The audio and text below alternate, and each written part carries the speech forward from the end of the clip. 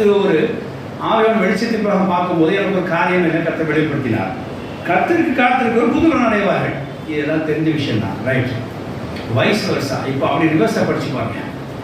உங்களுக்கு ஒரு புது எனர்ஜி வேணும்னா ஆண்டவர் வெளிப்படுத்தினார்.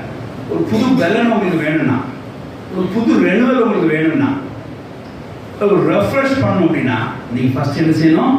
தேவனுக்காக காத்திருக்கணும். ஹalleluya.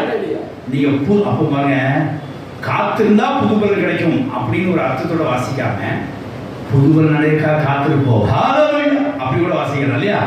புது பலன் அடையறதுக்காக காத்திருப்போம். ஹalleluya. இப்போ இருக்கிற எனர்ஜியோட கொஞ்சம் அப்போட் ஆகணும், கொஞ்சம் பில்ட் ஆகணும், ஆவிக்கு வரல கொஞ்சம் ஸ்ட்ரென்தன் ஆகணும்னா ப்ளீஸ் வெயிட். தேவன் அப்பதான் உங்களுக்கு பிரியமா இருப்பார். ஹalleluya.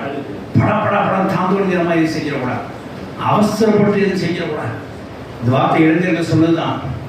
ஏன்னா இளைஞர்களை படம் நினைச்சா முடிக்கணும்னு நினைப்பாங்க. காரியத்தை தென்பட்டா உடனே முடிக்கணும், கண்ணில் பார்த்தா உடனே அடிக்கணும், அது பார்த்தா உடனே வாங்கிக்கணும்.